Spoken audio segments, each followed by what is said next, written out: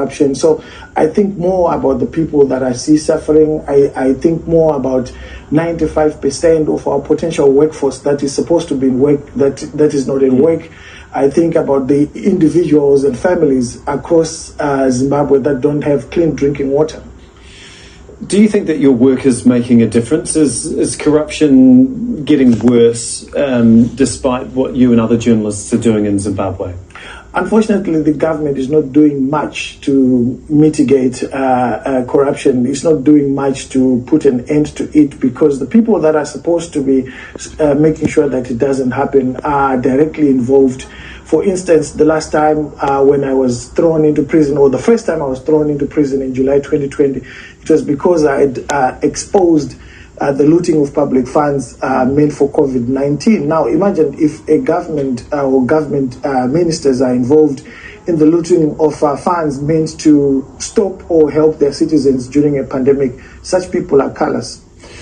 Are you hopeful for Zimbabwe's future? I hope so. I hope so because I think I place the faith in the youth. The youth can save the country, and I hope they will. Thank you so much for your time and congratulations on your award. Reading through some of your work, it is clearly extremely well deserved. Thank you. That is Hopewell Chinono. Thank you for being in the studio with us tonight. Thank you. So what Hopewell Chinono is saying right here is correct. The President of the Republic of Zimbabwe at a certain point in time insulted Chief Mrinye for highlighting or for pointing out corruption which was happening in the command agriculture sector, and that is the reason why we have not seen progress in the cases of corruption which are before the courts. Zimbabwe Anti-Corruption Commission tries to bring people to book, but it seems as if there are some forces which are behind, which are causing these cases to be stagnant for a very long time, because these cases were supposed to set an example. If it means spearheading or fast-tracking those cases, we needed to see those cases being fast-tracked to make sure that each and every corrupt person is behind bars. We expected to see Henrietta Rushkwaya behind bars on a very, very long sentence. We expected to see people like Priska Mpfumira getting to prison.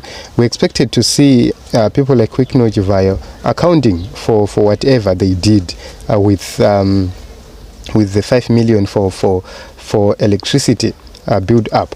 We expected to see the government of Zimbabwe acting tough on the issue of parallel rates which is happening, because it is corruption itself. We have a rate set by the RBZ, but the government officials, together with their businesses, they are on the forefront of making sure that they run away from that rate. And the question is, who is patriotic and who is not patriotic? The same ministers, the same people who are in government are the same people who are not patriotic to the cause. So I agree with Daddy Hope, and I agree with him on the issue of the young people standing up to liberate the economy of Zimbabwe or the nation of Zimbabwe.